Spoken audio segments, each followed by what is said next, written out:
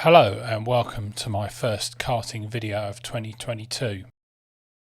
My original plan for this year was to race in the Sprint 60 Championship again, but due to it being the most oversubscribed championship and a bit of a problem processing my entry last year, I missed out on a spot on the grid. Now, due to the number of people not being able to get into the main championship, Club 100 have decided to run another championship for heavyweights using the same format but as part of the experience weekends. So we have 7 rounds this season, and I'm filling the gap that's left with only having 7 rounds over the summer by doing 3 sprint races as well. So our first round was at Shenington, a circuit I last raced at in 2020 in sprints, so I was quite looking forward to going back. I have reasonably fond memories of racing there originally. Practice and qualifying went reasonably well, I suppose. I didn't quite put together the perfect lap during the qualifying part, but I wasn't too unhappy with my pace, and I was just looking forward to getting out and racing again. So here we go for race 1.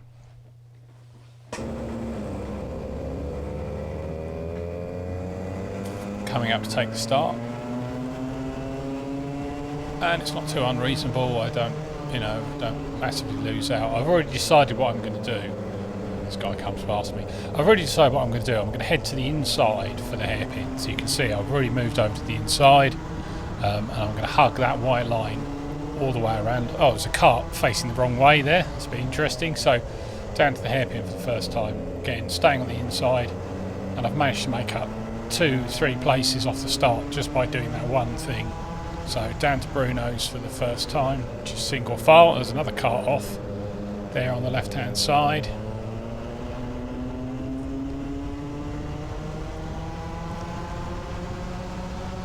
So here we come down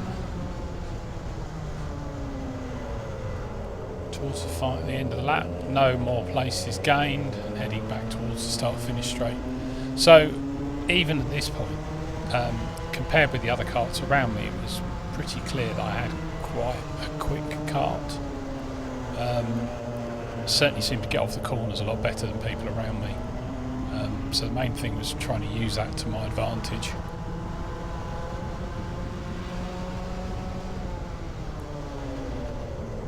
So Tim goes a little bit deep here, but I don't really have enough of an overlap to make anything of it. Again, going through Bruno's is basically single file. We were given a fairly passionate lecture by JV before the start of the race to not go 2 or 3 wide through Bruno, to just go single file, and pretty much we all stuck to it.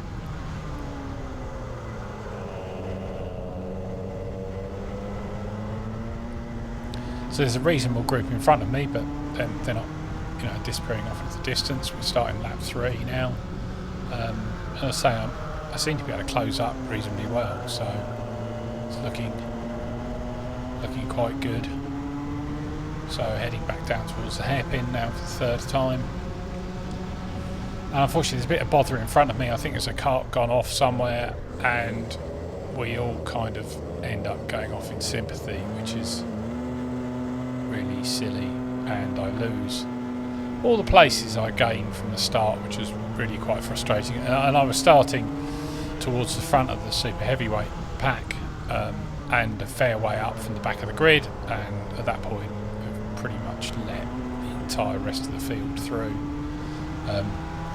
On the positive note, I suppose it's a 30-minute race, so there's a chance to still do something. There's yellow flags here. Another car off onto the grass at Wilkins. It's been quite incident filled thus far. So now on to lap 4.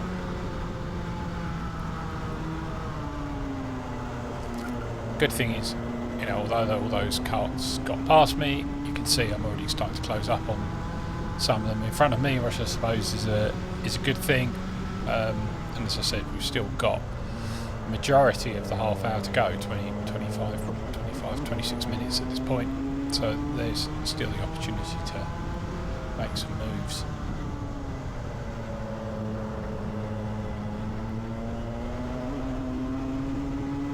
And again, you can see the cart seems to get off the corner pretty quickly and is closing down this guy without a huge amount of difficulty.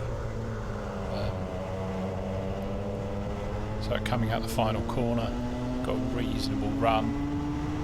You can see I'm catching him hand over fist at this point. I just go straight down the inside of turn one, and I think genuinely he wasn't.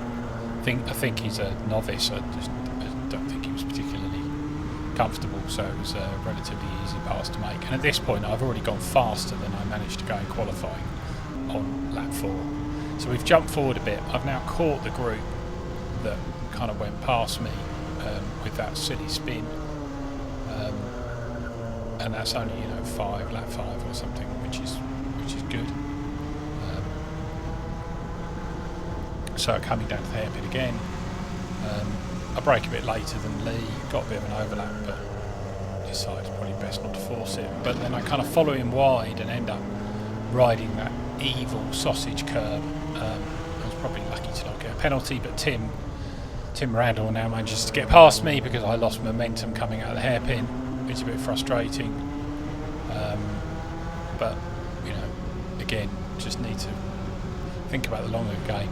So Tim's in a bit of a hurry here. He makes a move on Lee down into Wilkins. That compromises Lee's exit out of the final corner, and I am just going to drive pretty much straight past him into turn 1, which was reasonably good.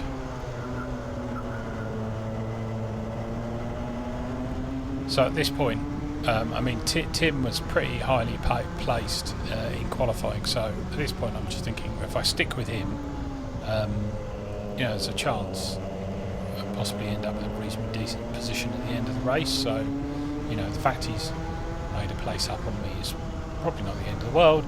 Just concentrate, try and get some clean laps in, and we can then see where we go from there.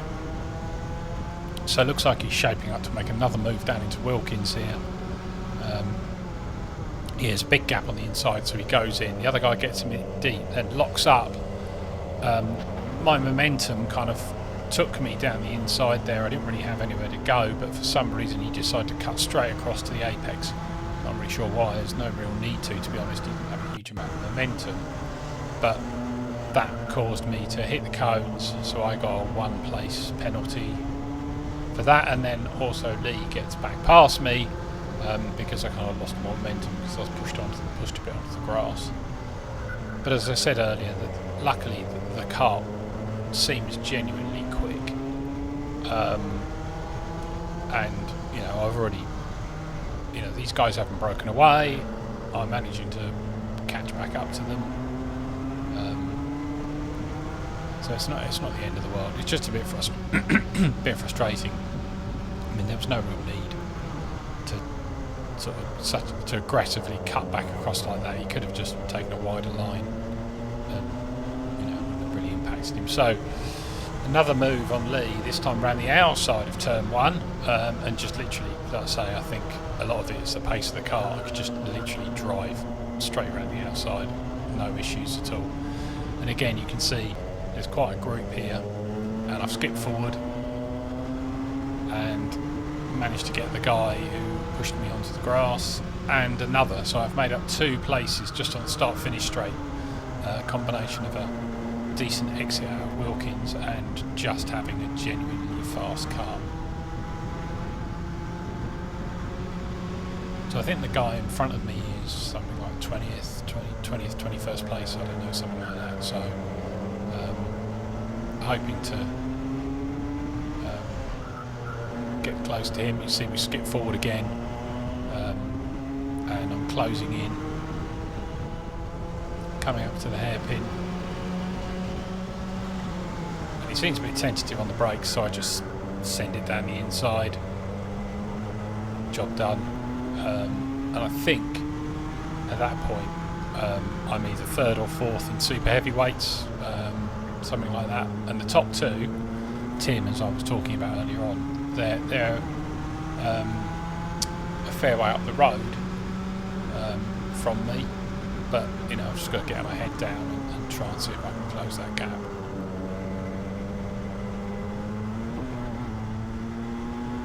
See, it's a fair distance between them at the moment. So jumped ahead again, and you can see the guys in front, that they're fighting amongst themselves, which is brilliant for me because I'm able to close up the gap quite easily. You know, I've put in a reasonable string, for me, a reasonable string of decent lap times. I'm closing the gap, so just keep my head down, keep going at my pace, and it looks like it'll bring me back to them. You can see just in front there's a lot of toing and froing, so that they're fighting amongst themselves, and you know, genuinely that just slows them down in respect, you know, in relation to somebody running their own pace. If they're able to, you know, obviously go reasonably fast, you will catch them up because they're, you know, taking not the most optimal line through the corners because they're defending or attacking, and that's really just bringing them back towards me. You can see just in the last couple of laps I've probably halved the gap, if not more. So they're about to try and go 3 wide, heading towards the hairpin. Probably not the best idea. You can see 2 guys in front. One's fighting Tim, the other guy's got fighting. And then there's a bit of afters here. One of them gets pushed right onto that evil sausage curb, loses all momentum. Similar to what happened, my self-inflicted mistake earlier on. You can see I've just breezed straight past him. And I'm now onto the back of these two.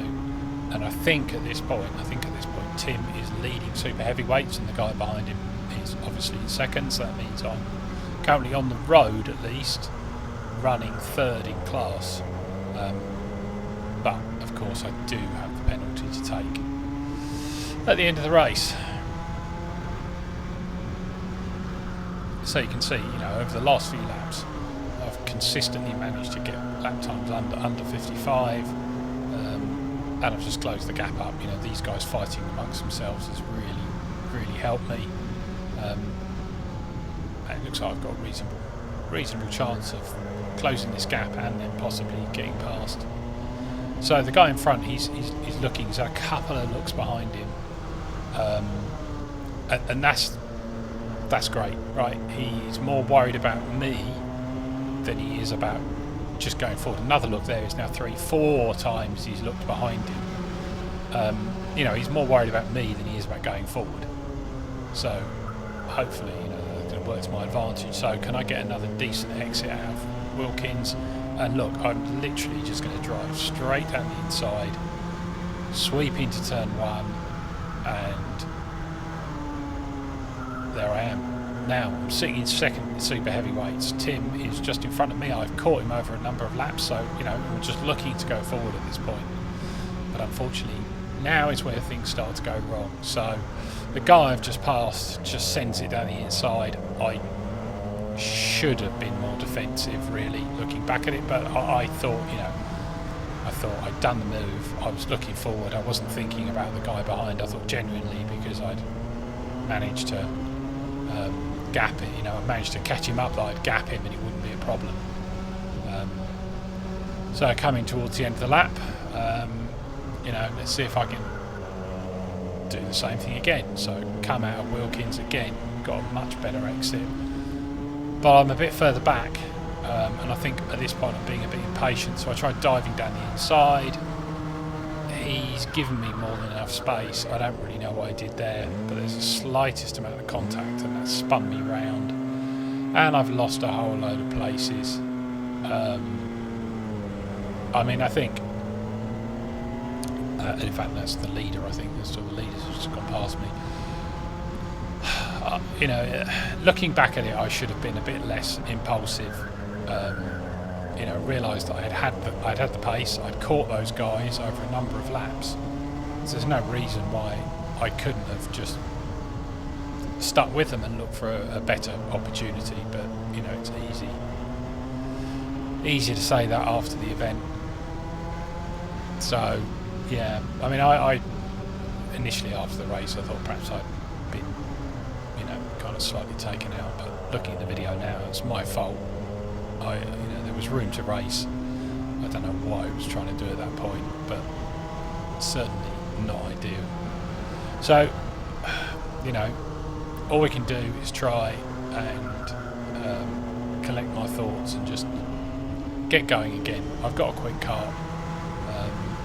Let's see if we can make up some more places. So this guy, relatively easy move in the hairpin. He kind of tries to match me on the brakes, but I managed to get past and just don't give him much of an opportunity to fight back.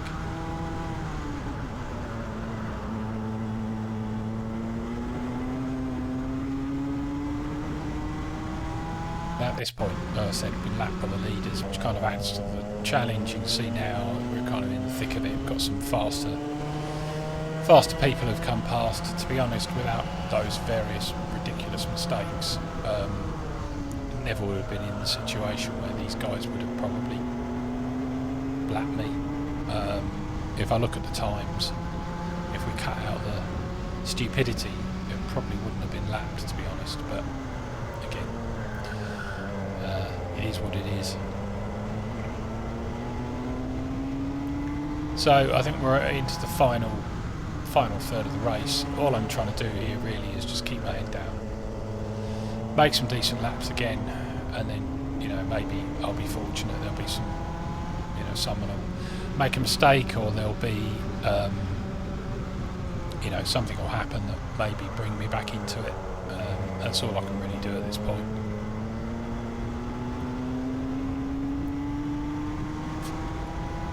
So we're coming into T1 again.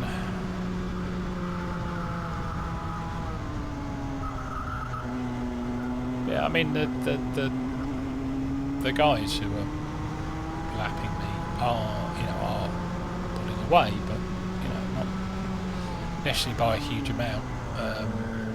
I think the reason they're there is simply because I've had some pretty horrendous lap times when I've managed to throw myself off the track. You can see the lap where I had the half spin. That's cost me a good 10 seconds at least. Pace is not horrendous when I'm managing to keep it pointing in the right direction.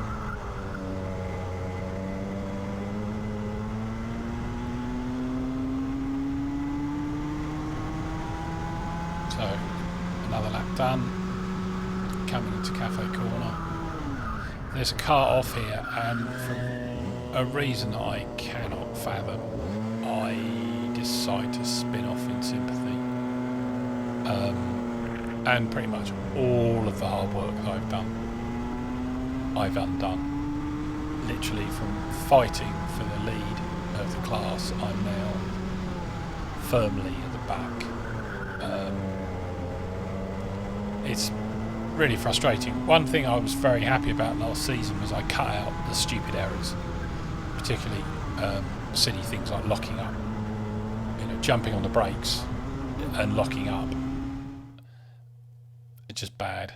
So it's really put me on the back foot for race 2. I've got a penalty. I'm starting right in the back as well, and it's just going to be really hard to get anything out of this. So all I can do is try and keep it clean. I hope others have a certain amount of misfortune, and let's see where we end up. So, race start, I do the same thing again I did in race 1, which is stick on the right line, go all the way around down the inside, and again, I make up 2, possibly 3 places, just doing that one thing. So at least I'm hanging on to people. They've not vanished off in the distance. I've not thrown it in the hedge yet, so that's good. And there's quite a big pack in front, and they're all fighting.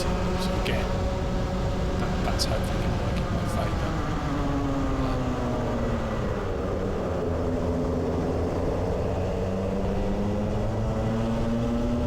And as I said before, I had a reasonable pace in race 1, so reasonable.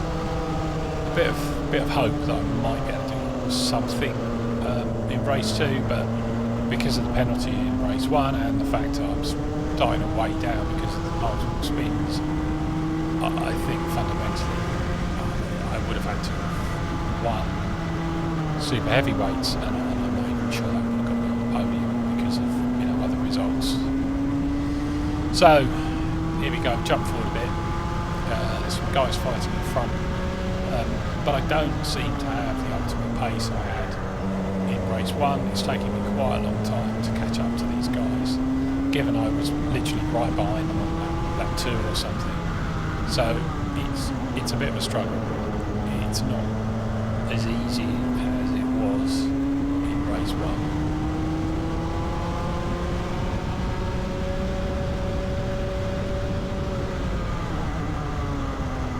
But again, these guys are fighting, so hopefully it gives me an opportunity to make some moves and make up some places.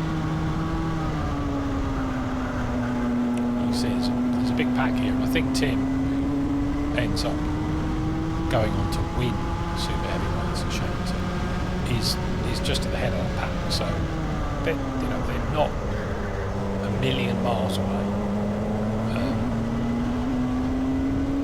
It's possibly achievable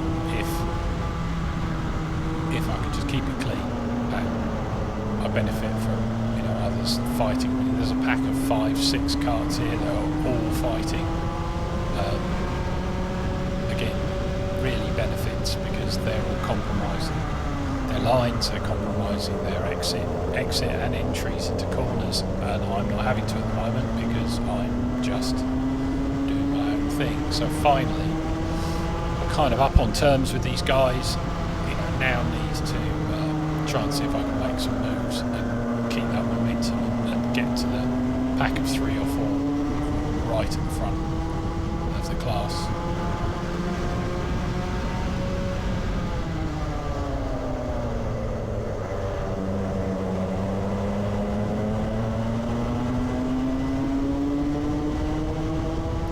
You can see it's just ebbing and flowing a little bit, but generally I'm managing to catch up. I'm making reasonable ground. At this point, it seems like there's a reasonable chance I can manage to close the gap and see if I can actually challenge for a position. See, I close right up here through Wilkins, so again, it's not going too badly at this point. Right. I mean, these two were fighting away, so it definitely gave me a chance, but as you can see, I never really made a move. I jumped forward a bit here, kind of ebbed and flowed a bit, but I never really got a clear-cut opportunity. I don't know why. I mean, as I say, I just didn't quite have the ultimate pace I had in race 1. Maybe the kart I had in race 1 really genuinely was a rocket, and the one I had in race 2 is a bit more representative of the machinery that everybody else had. I don't know, but yeah, it certainly wasn't coming as easy as it was in race 1.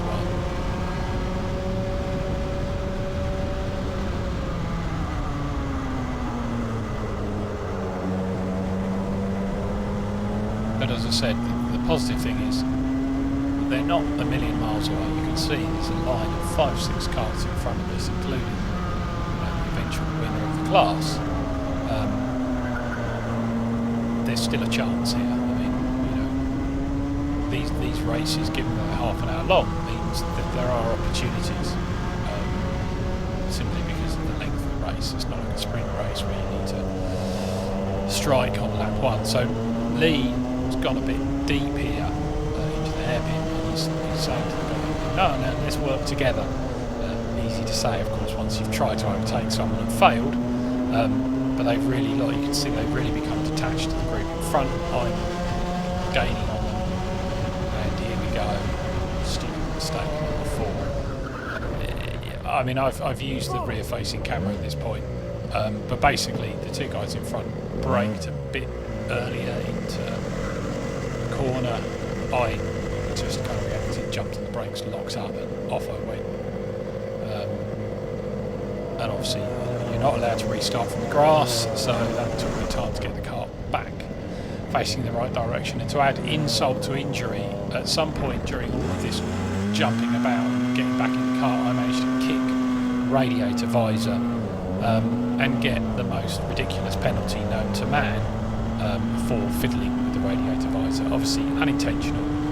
It's not something, I wasn't trying to do it to gain performance. Literally, I knocked it trying to get in and out of the car. I had no idea what the penalty was for when it came up, because I was trying to think what I'd done. I wasn't near anyone. I was on my own at this point. But anyway, really frustrating. The whole weekend was a bit like that. I mean, going into it, I wasn't fully focused. I had some stuff to deal with in normal life, which kind of didn't help. But I had genuine pace. Certainly in race one, genuinely fast amongst the super heavyweight guys. I really could and should have been fighting for a podium. But thank you for watching.